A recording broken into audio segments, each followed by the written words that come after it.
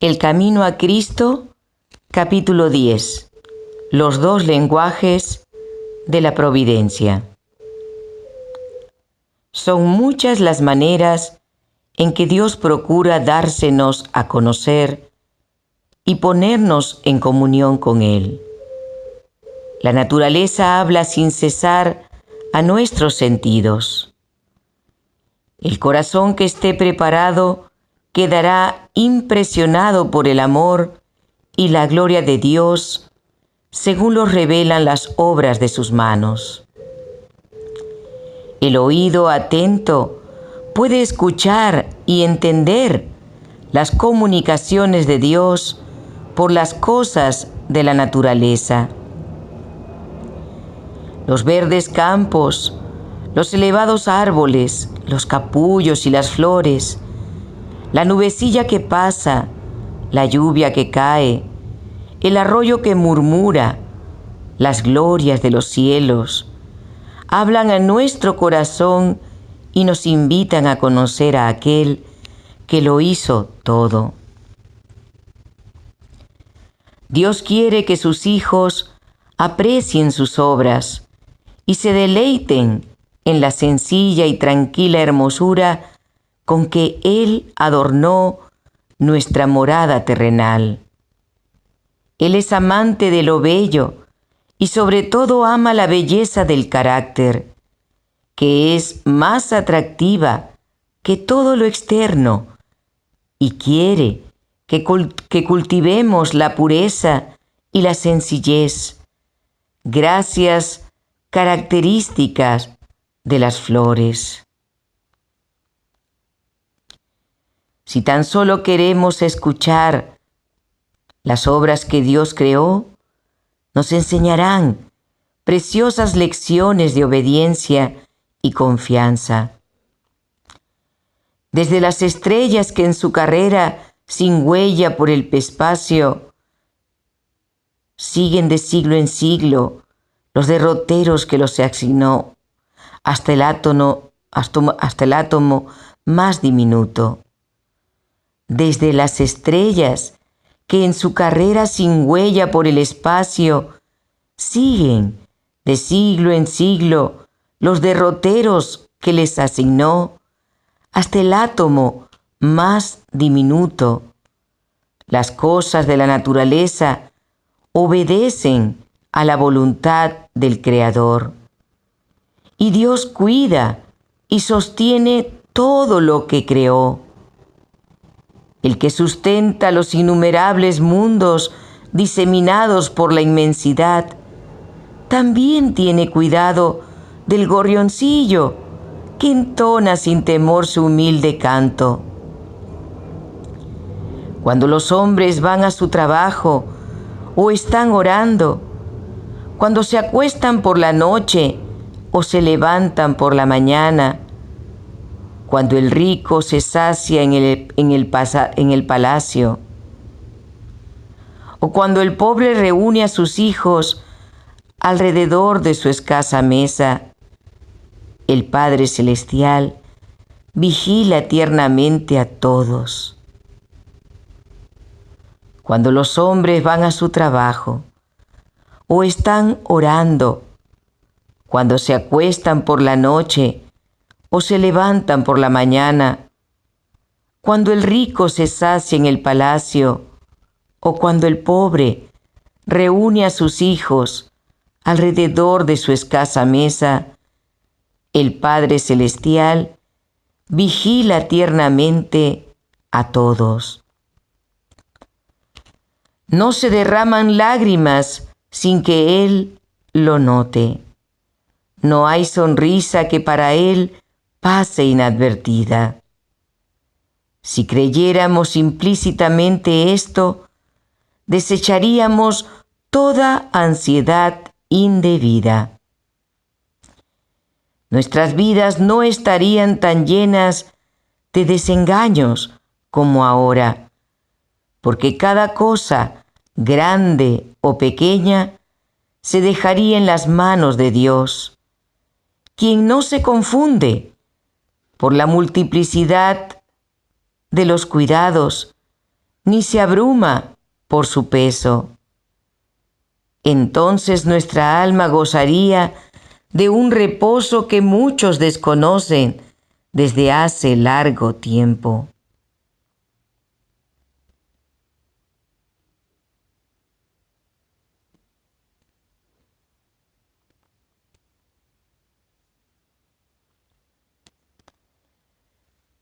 Cuando vuestros sentidos se deleiten en la amena belleza de la tierra, pensad en el mundo venidero, que nunca conocerá mancha de pecado ni de muerte, donde la faz de la naturaleza no llevará más la sombra de la maldición. Represéntese vuestra imaginación la morada de los salvos, y recordad que será más gloriosa que cuanto pueda figurarse la más brillante imaginación. En los variados dones de Dios en la naturaleza, no vemos sino el reflejo más pálido de su gloria. Está escrito: cosas que ojo no vio, ni oído oyó, y que jamás entraron en pensamiento humano. Las cosas grandes que ha preparado Dios para los que le aman.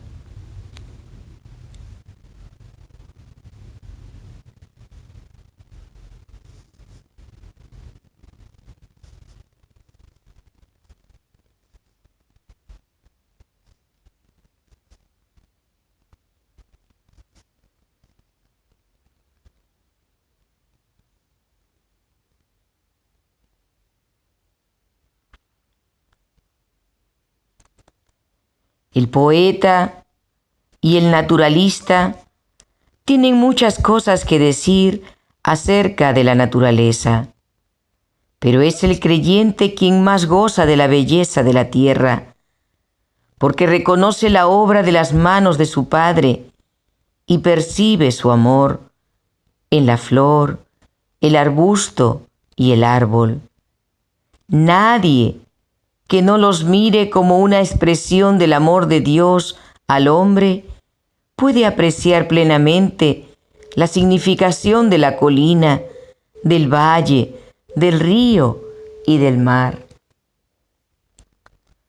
Dios nos habla mediante sus obras providenciales y la influencia de su Espíritu Santo en el corazón.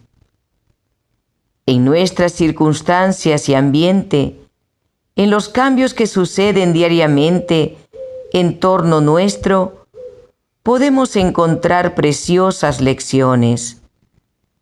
Si tan solo nuestros corazones están abiertos para recibirlas.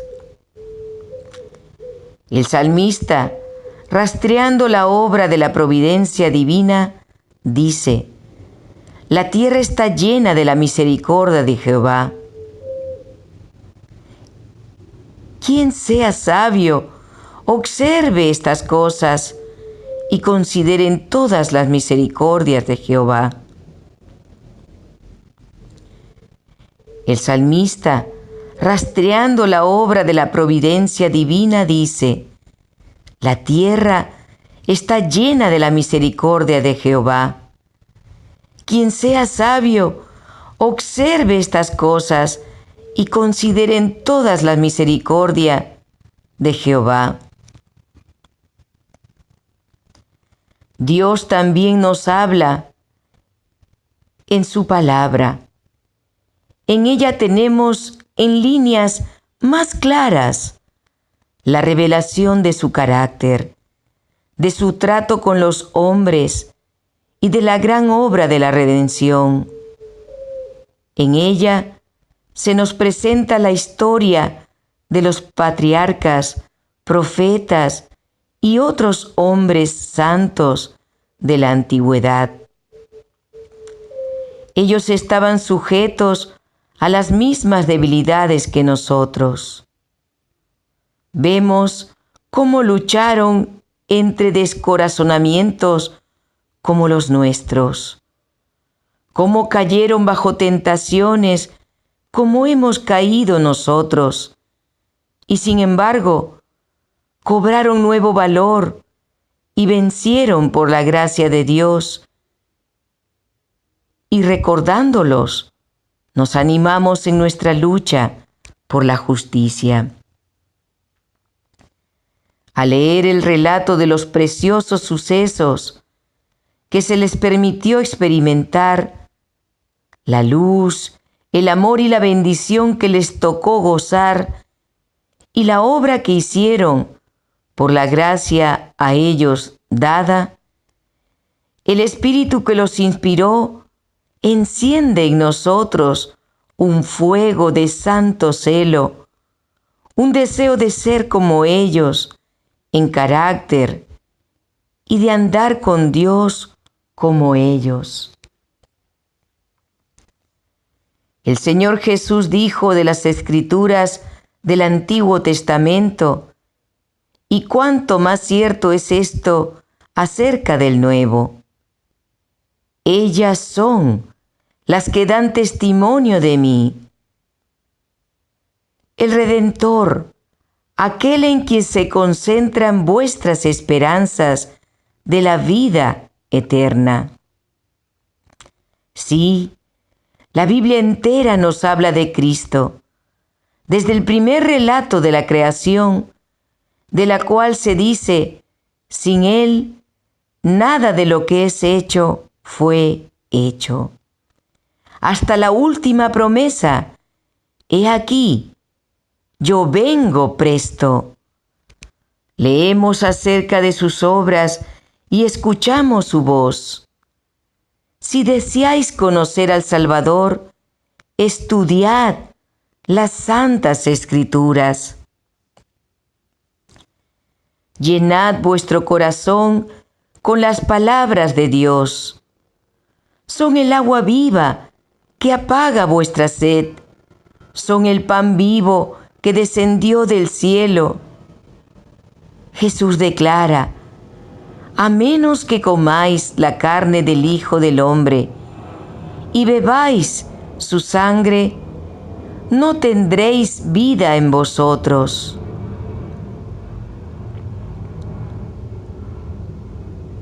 Llenad vuestro corazón con las palabras de Dios. Son el agua viva que apaga vuestra sed. Son el pan vivo que descendió del cielo. Jesús declara, a menos que comáis la carne del Hijo del Hombre y bebáis su sangre, no tendréis vida en vosotros. Y al explicarse dice, las palabras que yo os he hablado, espíritu y vida son. Nuestros cuerpos viven de lo que comemos y bebemos, y lo que sucede en la vida natural sucede en la vida espiritual. Lo que meditamos es lo que da tono y vigor a nuestra naturaleza espiritual. El tema de la redención es un tema que los ángeles desean escudriñar.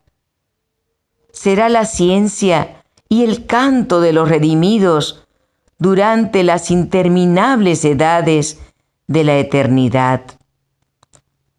¿No es un tema digno de atención y estudio ahora? La infinita misericordia y el amor de Jesús, el sacrificio hecho en nuestro favor, demandan de nosotros la más seria y solemne reflexión. Debemos espaciarnos en el carácter de nuestro querido Redentor e Intercesor. Debemos meditar en la misión de aquel que vino a salvar a su pueblo de sus pecados. Cuando contemplemos así los asuntos celestiales, nuestra fe y amor serán más fuertes, y nuestras oraciones más aceptables a Dios, porque se elevarán acompañadas de más fe y amor. Serán inteligentes y fervorosas. Habrá una confianza constante en Jesús y una experiencia viva y diaria en su poder de salvar completamente a todos los que van a Dios por medio de Él. Mientras meditemos en la perfección del Salvador, desearemos ser enteramente transformados y renovados conforme a la imagen de su pureza. Nuestra alma tendrá hambre y sed de llegar a ser como aquel a quien adoramos. Cuanto más concentremos nuestros pensamientos en Cristo, más hablaremos de Él a otros y mejor le representaremos ante el mundo. La Biblia no fue escrita solamente para el hombre erudito. Al contrario, fue destinada a la gente común.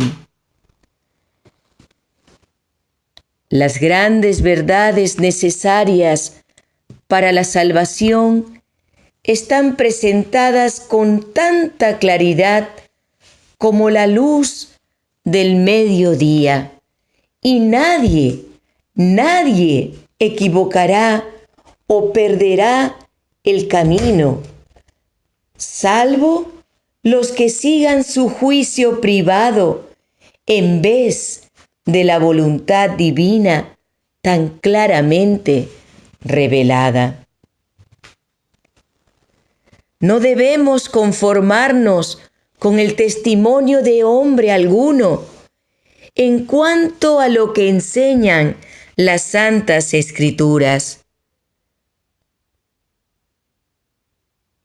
sino que debemos estudiar las palabras de Dios por nosotros mismos. Si dejamos que otros piensen por nosotros, nuestra energía quedará mutilada y limitadas nuestras aptitudes. Las nobles facultades del alma pueden reducirse tanto por no ejercitarse en temas dignos de su concentración, que llegan a ser incapaces de penetrar la profunda significación de la palabra de Dios. La inteligencia se desarrolla si se emplea en investigar la relación de los asuntos de la Biblia, comparando escritura con escritura y lo espiritual con lo espiritual. No hay ninguna cosa mejor para fortalecer la inteligencia que el estudio de las Santas Escrituras. Ningún otro libro es tan potente para elevar los pensamientos, para dar vigor a las facultades, como las grandes y ennoblecederas verdades de la Biblia. Si se estudiara la palabra de Dios como se debe, los hombres tendrían una grandeza de espíritu, una nobleza de carácter y una firmeza de propósito que raramente pueden verse en estos tiempos. No se saca sino un beneficio muy pequeño de una lectura precipitada de las Sagradas Escrituras. Uno puede leer toda la Biblia y quedarse, sin embargo, sin ver su belleza o comprender su sentido profundo y oculto. Un pasaje estudiado hasta que su significado nos sea claro y evidentes sus relaciones con el plan de salvación, resulta de mucho más valor que la lectura de muchos capítulos sin un propósito determinado y sin obtener una instrucción positiva. Tened vuestra Biblia a mano, leedla cuando tengáis oportunidad. Fijad los textos en vuestra memoria. Aún al ir por la calle, podéis leer un pasaje y meditar en él hasta que se grabe en la mente.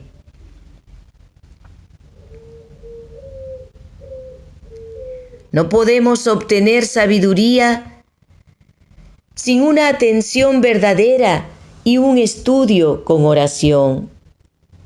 Algunas porciones de la Santa Escritura son en verdad demasiado claras para que se puedan entender mal, pero hay otras cuyo significado no es superficial y no se discierne a primera vista. Se debe comparar pasaje con pasaje. Debe haber un escudriñamiento cuidadoso y una reflexión acompañada de oración. Y tal estudio será abundantemente recompensado.